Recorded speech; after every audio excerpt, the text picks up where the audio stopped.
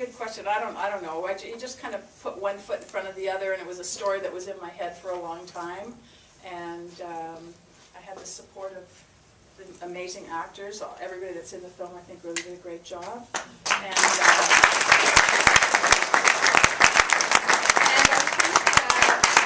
think, you know, I have to be courageous. I was worried about going there in this film because, you know, I thought a lot about it and it's personal in many ways.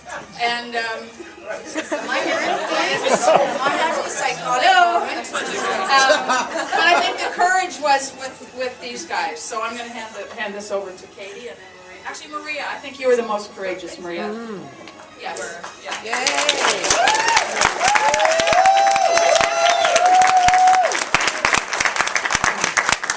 Number one, you can't do that because I'll cry. But it's true. Number two, I've known Gail for about 15 years, and she's talked about this film, and I so wanted to do that with Gail. And number three, I have kids.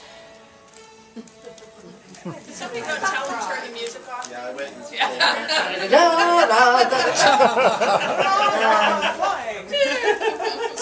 I have kids, and it's nowhere near as extreme, but once you have kids and you deal with a passion like acting and kids, it's tough, so you want to do it. I think what you need is into the, we're all pulled. Many of my friends here are mothers and have amazing jobs, and there's always the guilt, and you're always pulled. So what happens if it actually takes you away? That was one of the questions I had. I just really wanted to support my mom, and She hated the script, but she wanted her to. no. No, I loved the project, and I just thought it was so cool that this was something my mom wanted to do forever, and then now she did it. Yeah. So. But I actually think Ken has to say, because he was very brave. To play a drag queen is very brave, and you did such a good job. Not if you really knew me really well. Damn, you're good. I generally play evil people who ultimately die and or beg for their lives. Or drag queens. And sometimes evil drag queens who ultimately die and or beg for their lives. No, I was really impressed by Gail's passion for this, and it was the most freeing experience of my film and television work, because we actually had the time to improvise, and it wasn't, you know, so often in television you get 2 takes if you're lucky, and this, we had such a joyous experience, and most of my scenes were with Katie, and we had so much fun. We did have a lot of fun. And with Maria, of course, but Katie and I had a lot of stuff in the cafe, and I think they could do on the DVD, we could have a feature film of us talking there, that's right. talking. So it really was a fun. And that really whole fun scene in the experience. mirror in the bathroom, they just did that. That was Kent, but I didn't write that at all. Yeah. Well, we won't get into that. Yeah. Who else has a question?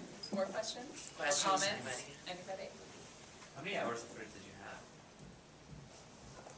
How many hours? How many hours of footage? That's a good question. You know, we shot this film probably over about a year and a half period, where we thought we were workshopping scenes, and then I said, well, these are pretty good. Like, maybe we could, you know, sort of edit them together to do a trailer was the idea. And then, you know, I got Peter Benison came on board, and he shot a few days, and you know, Colin, and so just over this time, I guess we shot in total number of days, maybe 10 days, and then I shot some stuff in Paris, and you know, just different stuff that we put in. So I didn't really add up how much footage, but it's not a huge amount of footage, I don't think. You know, we shot it on a Canon 7D, which allowed us to shoot this film this way. I should have brought the camera, actually. It's really interesting. It's the size of a regular SLR camera, like any camera would be when people had cameras, before they had phones. And that camera, you can go out and shoot a film now. So it allowed us to have a very small crew, and to not have to, you know, we didn't get any. Well, we paid for some of the locations, but like, you know, downtown Toronto at Yonge and Dundas, we just went, Peter was there, and we just shot it, you know? And nobody looked at the camera, which was amazing.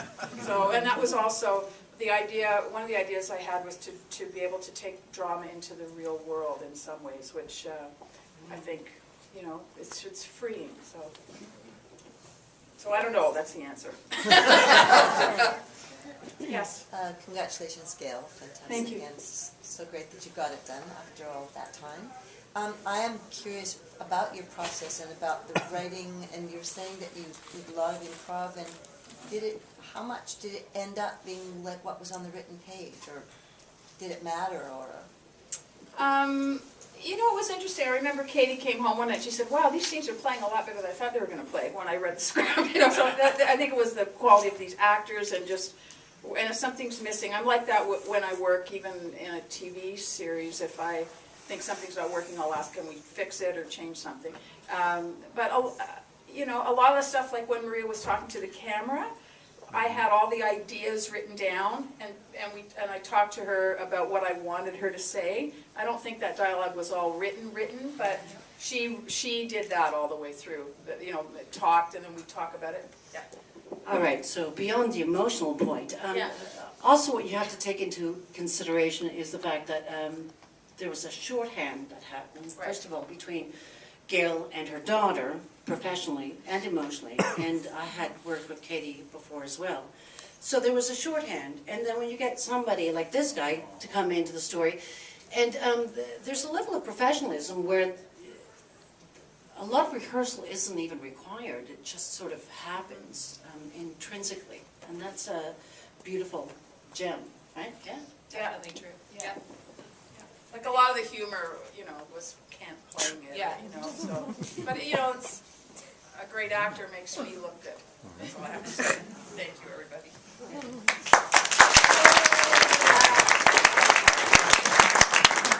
Did anything major change in the original story idea during the filming of it? I mean, you're doing it for a year and a half. Did you have any major sudden Surprises. divergence? You know, not really. I was concerned about the ending being too heavy. And, you know, I didn't want everyone to feel like that. So I tried to lighten it up a little bit at the end by having Katie get the camera, having her leave that as sort of a note to her, which I think was a device that enabled me to talk a lot about photography and also to allow the inner workings of Maria's character, Helene, because I felt it was Anna's POV, the film, so she wouldn't know really what her mother did or where her mother went, but she would know these questions about her mother, and I felt that allowed Maria to explain it. So at the end, she found the camera, and then I had Katie sit down and say, "I love you, Mom," at the end. I thought that was very important, that you knew that she had forgiven her mother or still loved her mother and understood, you know, what you can understand about those kinds of situations. But other than that, I think it's pretty well exactly what I wrote. Funny enough.